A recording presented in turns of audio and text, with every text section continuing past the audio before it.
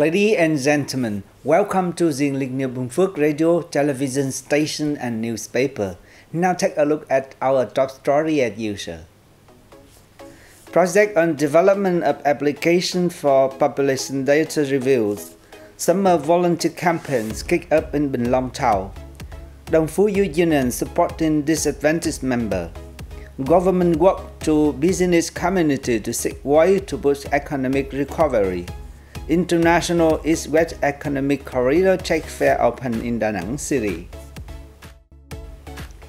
Leader in Bình Phước province recently attended an online conference reviewing the 6-month implementation of a project to develop an application on population and e-identifications aimed at solving national digital transformation in the 2022-2025 period and Vision to 2030 or Project 06.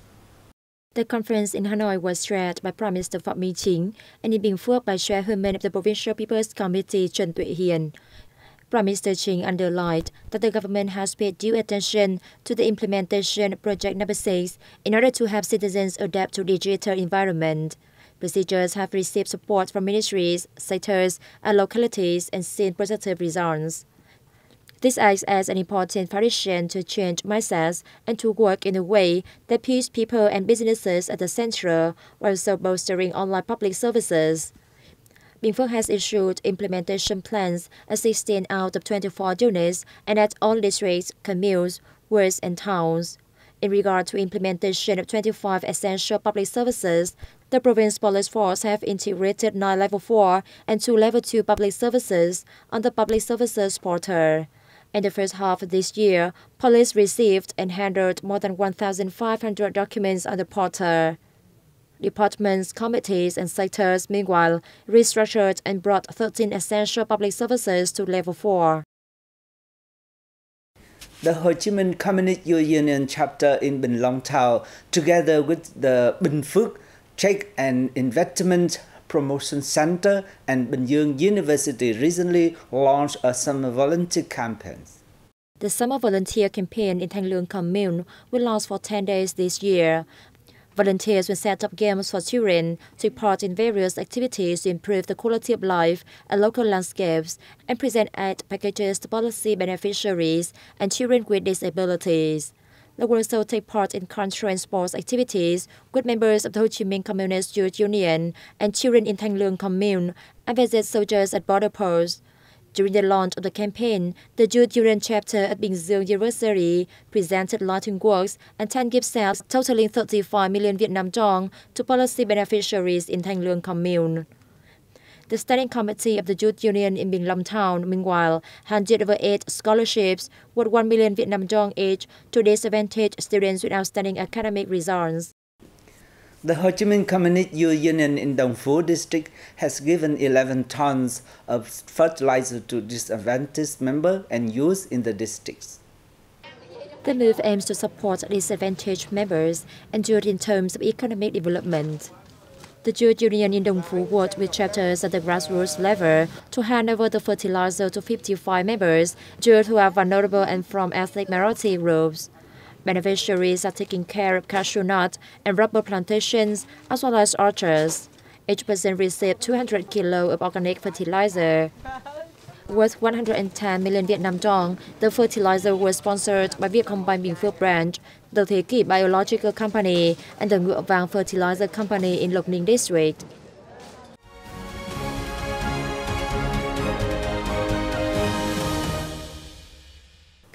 Ladies and gentlemen, a government-to-business conference was opened on August 11, providing a platform where the government can explore the private sector's opinion and proposal.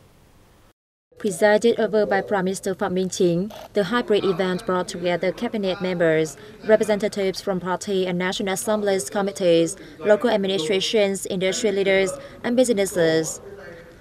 Addressing the event, Prime Minister Phạm Minh Chính said the government wants to learn about private enterprises' losses and challenges facing them during the 2 years of the pandemic and honor the business community for having made contributions to the country at the time of hardship. The conference is an opportunity to discuss how the global uncertainties are impacting the country's socio-economic growth, he said. The government hoped to see recommendations that help the business community to develop and mature healthily, contributing to the fast and sustainable socio-economic growth, the leader noted. The 14th meeting of the National Assembly Standing Committee concluded on August 11 with some resolutions adopted. The Standing Committee adopted resolutions on the establishment of a town and a township, which is Bình Phước Township in Cai Lậy District, the Mekong Delta province of Tiền Giang, and Truyền Town in the southern province of Bình Phước.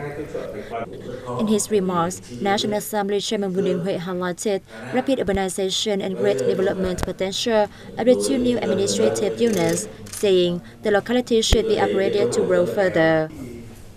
The Standing Committee also looked into the inclusion of the draft law on management and use of state capital invested in production and business and enterprises, amended into the Law and Ordinance Building Program in 2023. This aims to raise the operation efficiency of state-owned enterprises, promoting their key role in the national economy.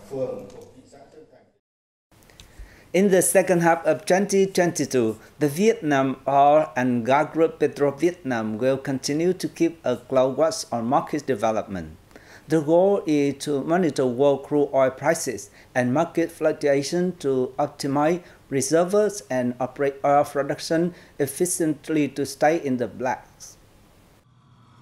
The world's crude oil price dropped sharply in July and remains on a downward trend. In early August, the price continued to decline and fell to the lowest level since before the Russia-Ukraine conflict. Monitoring the oil price frontier has helped Petro-Vietnam utilize accurate forecasts and execute timely, flexible responses to price adjustments. Petro-Vietnam's crude oil exploitation reached 900,000 tons in July, exceeding the plan by 19%.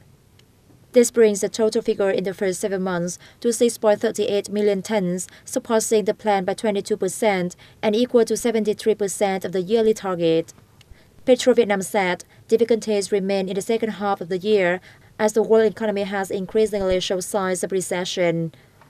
The group will continue following market and macroeconomic indicators, focusing on fluctuation governance, controlling rates of inflation to moderate oil production and optimal performance. The Đắk Lắk Province Department of Agriculture and Rural Development is preparing necessary conditions for the shipping of local passion fruit to China, as the fruit has been officially allowed to enter the markets. The preparation includes supporting businesses and farmers in making the fruit meet related requirements. Đắk Lắk Province is home to more than 1,000 hectares of passion fruit, of which over 880 hectares are yielding 14,700 tons annually. The planting area and production of passion fruit nationwide are continuously increasing, especially in Central Highlands localities. Currently, Vietnam grows the fruit on about 6,000 hectares across 46 cities and provinces, with an annual output of 300,000 to 400,000 tons. With relevant negotiations beginning in 2006, the General Administration of Customs of China agrees this year to pilot the import of Vietnamese passion fruit, starting in July, making it the 10th Vietnamese fruit permitted to enter the market. Ladies and gentlemen, Ho Chi Minh City had been chosen as the venue for a gala ceremony of the World Travel Award for Asia and Oceania region scheduled to take place on September the 7th, according to the Vietnam National Administration of Tourism. The World Travel Awards acknowledge excellence in the travel and tourism industry. They are based on votes from the public and travel professionals across the globe. The organization describes Ho Chi Minh City as a metropolis of boundless energy, which draws together both old and new Vietnam. This year, Vietnam has received a series of nominations for different categories at the awards 2022. Hanoi was shortlisted as Asia's leading city break destination and Asia's leading cultural city destination. Last year, the country won the title of Asia's leading destination.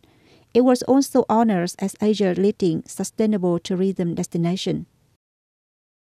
And that's all for today. Thank you for being there with us and see you next time.